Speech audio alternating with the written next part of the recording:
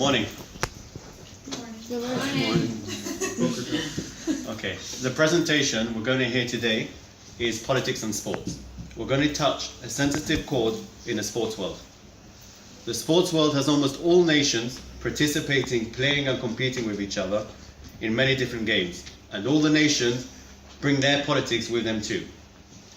Which in turn has made sports a very tasty platform for politics. In the sports world, there is not a lot of competition because the players, fans, rivals are not politicians. I think it is a place where we can see where some groups and even nations really stand today. We understand that a game is a game and things are said and done in a competitive way which may not always smell right. However, when can we say it's just a game? Let's not be offended. To this is serious. Where is the red line? We've chosen to focus our presentation on anti-Semitism in sports. Racism is growing in sports, and with it anti-Semitism. I challenge each one of you to see if your own personal red line has been crossed in any of these events. European football is known for its hooligans. Anyone watch the movie Quick Street Hooligans? I watched both. I grew up in Tottenham. I've been there, in the pubs, drinking, supporting my team, shouting, my heart jumping out my shirt when the ball was with my team. And we always knew that the opposing team are cheaters and scum of the earth.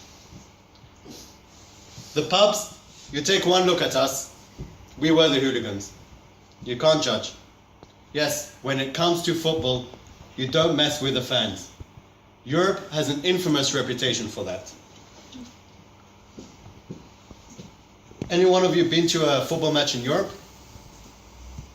It's mesmerizing. You can hear the chants, a lot of it political, miles around. You see, this sport allows for very nationalistic support. We can take a look at the teams and the fans, and it can tell us a bit about their politics. I chose two teams where anti-Semitism is common. Now listen, there are many more teams and fans where anti-Semitism is common too. I chose these two simply because they're quite recent and they made my blood boil. The first team I'll talk about is Ajax. It's a Dutch professional football team based in Amsterdam. Okay, otherwise it's known as Amsterdamse Football Club, or by its nickname, the Yehudim, the Jews. Ajax has faced many anti-Semitic abuse, and that is because historic presence of a large Jewish community in Amsterdam. Those that have been to an anti-Israel protest,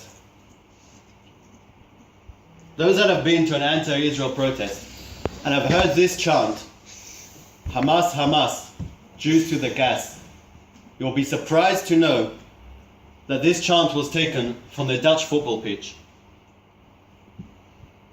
Anyone attending one of their games, you will hear the Ajax players being greeted by a hissing sound from their rivals. This sound is meant to identify the sound of the gas chambers.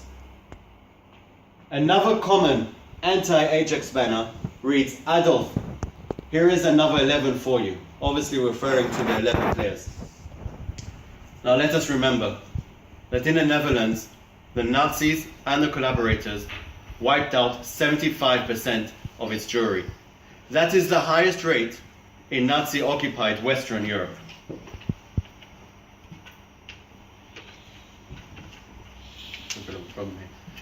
The other team I'm going to talk about is SS Lazio. This is an Italian, commonly known as Lazio. It's an Italian football and sports club based in Rome. A banner displayed by their fans reads, Auschwitz is your home and the ovens are your homes. By the way, Italian football teams are infamous for their anti-Semitism. you can see Nazi flags being waved at quite a few of their games. 2 months ago, Lazio fans reached international headlines by littering their pitch with stickers of Anna Frank wearing a jersey of Roma, an opposing team. This image was used as a mockery and as an insult against the team Roma, also known for having Jewish roots. This shook the world by surprise, and international pressure was put on Italy to do something about this. So Italy did something. That week, before every game, a chapter of Anna Frank will be read and a minute's silence will be held in memory of those that perished in the Holocaust. But during the readings, Lazio fans waved Nazi salutes and sang fascist songs instead. Italy has shown very little concern about this. In conclusion, European history.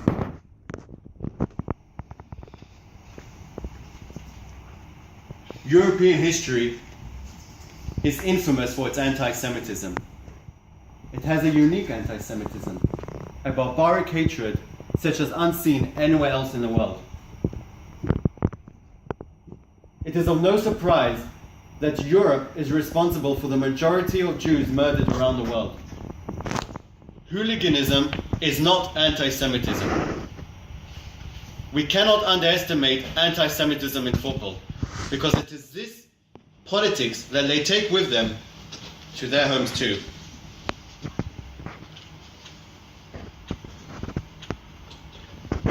My red line was crossed here. This was chanted at the Ajax football team by the fans of the rivals. Take a minute to read it.